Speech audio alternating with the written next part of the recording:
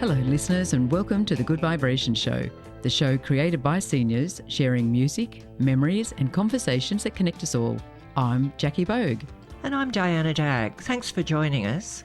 We're headed back to 1979, a year of memorable music, world events, and plenty of moments that many of us will remember. We'll put your knowledge to the test with 2 rounds of trivia.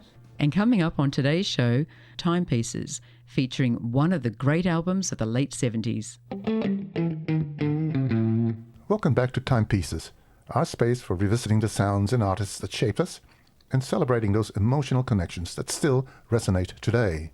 1979 was another year of outstanding music on albums and in the airwaves.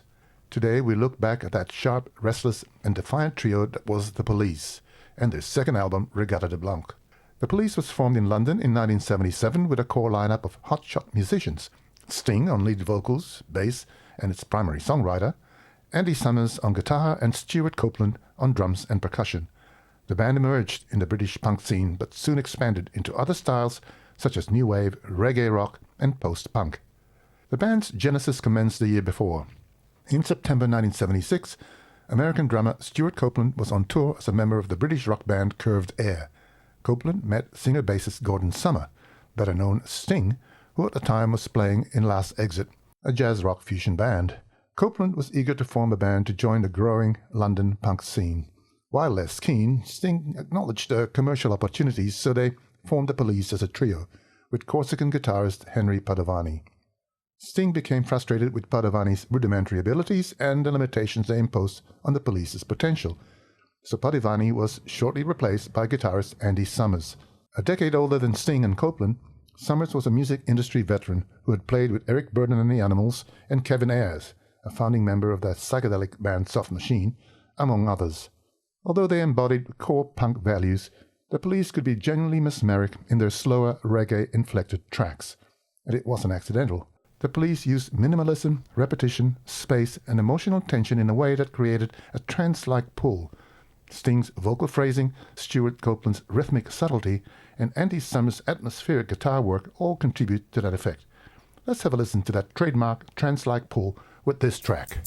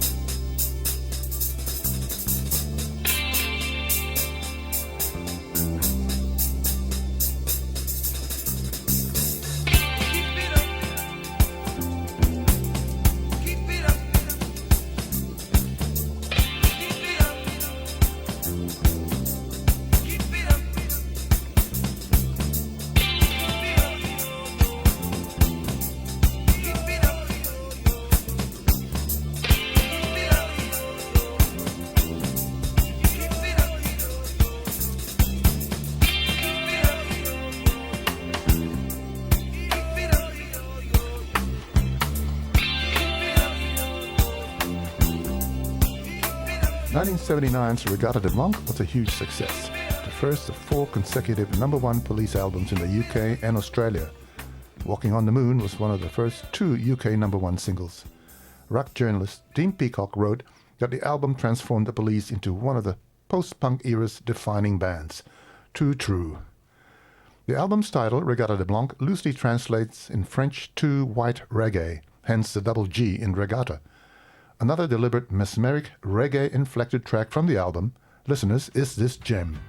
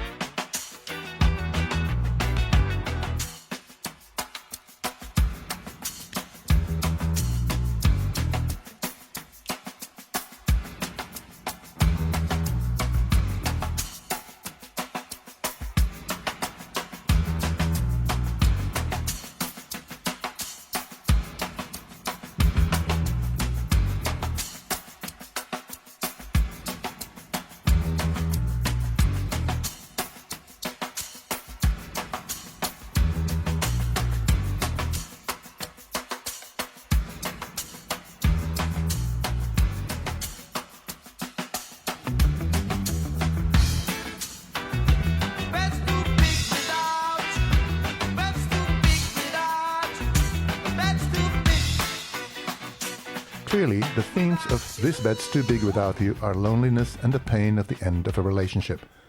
According to Chris Campion's 2009 book Walking on the Moon, The Untold Story of the Police and the Rise of New Wave Rock, the lyrics were inspired by an incident in which Sting's first girlfriend, after being heartbroken upon their breakup, sadly took her life. Today's tribute to the Police, Regatta de Blanc, won't be complete without the lead single and huge hit from the album, Message in a Bottle. The song highlights guitarist Andy Summers' genius with a guitar loop in its final form, built of multiple overdubbed guitar parts. The theme of the song is universality of desired connection. The lyrics depict a castaway longing for someone to listen to him, who then discovers after a year of isolation many messages from others washing up on the shore. Here's a message in a bottle.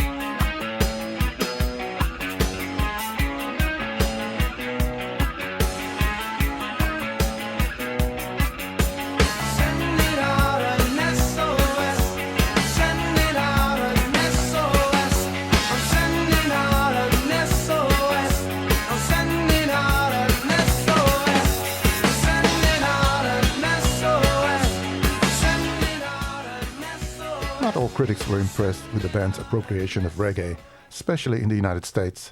Writing for Rolling Stone magazine in December 1979, however, Deborah Ray Cohn said that the objections to the band's stylistic appropriations of new wave and reggae are rendered moot by the sheer energy of the band's rhythmic counterpunching. And counterpunch they did. Thank you for listening. More good vibes coming right up. Hello listeners, and welcome to another edition of It's Trivial with your host Trivial. So let's get right into it. Question 1.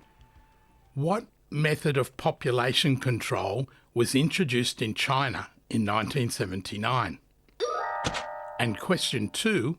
The Australian Arbitration Commission granted female workers in Australia what employment condition? Question 3. What woman was awarded the Nobel Peace Prize in 1979? Question 4. What group was number 1 for 12 weeks on the Australian music charts? 8 weeks with Lay Your Love on Me and 4 weeks for their song Some Girls. Question 5. On the 29th of November, Air New Zealand Flight 901 crashed in Antarctica. What was the name of the mountain that it crashed into? Question 6. Prime Ministers. Who was Prime Minister of Australia throughout 1979? And who became Prime Minister of the United Kingdom in May of 1979? Question 7. What transport link was opened for the first time in Sydney in 1979? Question 8. Which comedy movie from the United Kingdom about a naughty boy premiered in 1979? Question 9. A fire at Sydney's Luna Park killed 5 people. What ride did the fire break out on? And that's the end of our quiz about 1979. We'll be back at the end to give you the answers.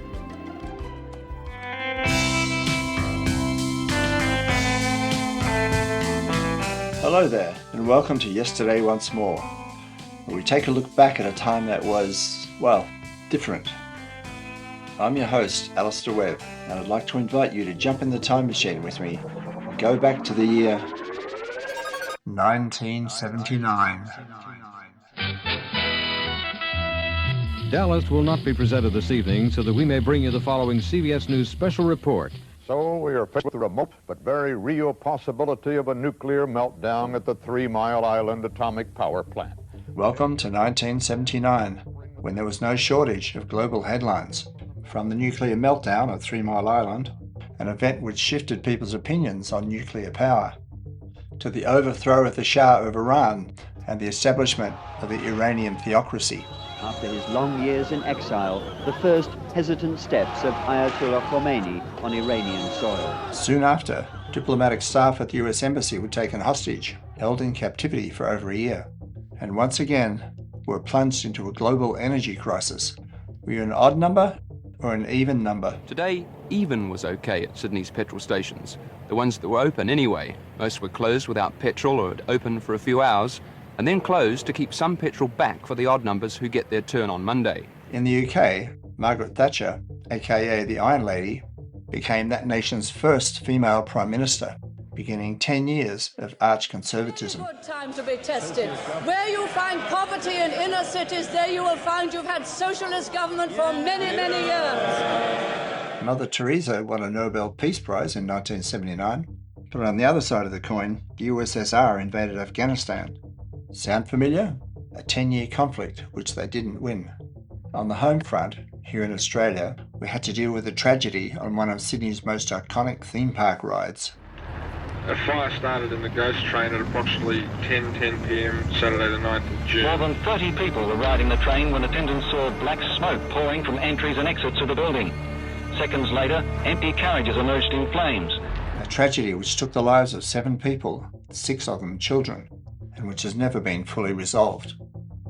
And over Western Australia, and I mean over Western Australia, the remains of Skylab crashed to Earth at about 5:30 this evening, and a sizable proportion of them landed in Australia. The 77 And why am I suddenly playing this ELO hit from 1979? Because ELO themselves dedicated it to the Skylab scare, the day a big chunk of space junk fell back to Earth in Western Australia.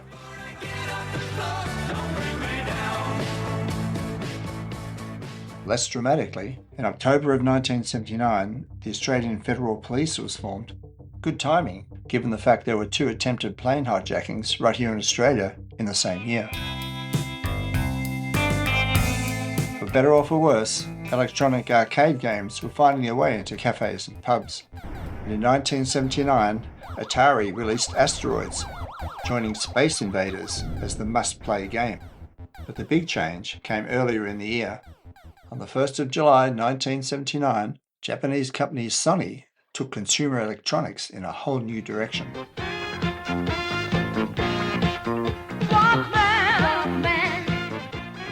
Say hello to the Sony Walkman, the original portable music device with skinny little headphones connected by a thin cable to a little box that played cassettes. How cool was that? Another musical game changer was invented right here in Sydney in 1979, the Fairlight CMI, or Fairlight Computer Musical Instrument, named after a ferry that used to travel past the inventor's house in North Bondi. Technically, it's the first computerized digital sampler, and behind me you can hear some of what's possible. But let's see what someone like Peter Gabriel can do with it.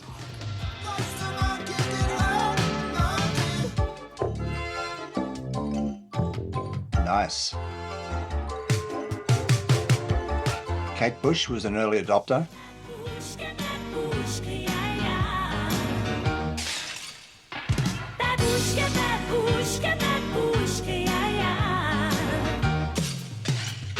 A couple of hits from the early 80s which owed their DNA to the Fairlight. The asking price? Around 22,000 Aussie dollars, which in those days was about 2/3 the cost of a house. An expensive piece of kit, snapped up by the likes of Stevie Wonder, Michael Jackson, Tears for Fears, Prince, Brian Eno, John Paul Jones of Led Zeppelin. Anyone who was anyone. One of the great intros to a disco track in the 1970s.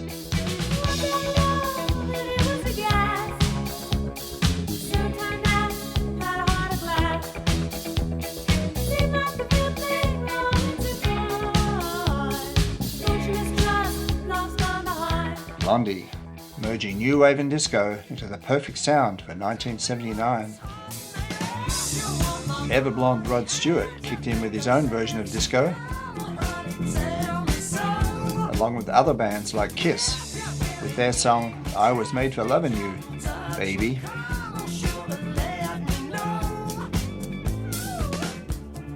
Disco was all the rage, but way out there on their own, in wacky outfits,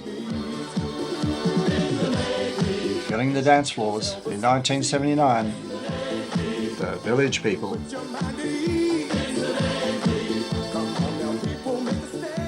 It wasn't all disco. The Police broke through with Regatta de Blanc. Other 1979 chart toppers included Supertramp, Billy Joel, The Knack, remember them? And The Cars. Cold Chisel had a good year with Breakfast at Sweethearts. At 6 o'clock I'm going down. The coffee's hot and the toast is brown. And there was a new kid in town. A whole new genre, electropop.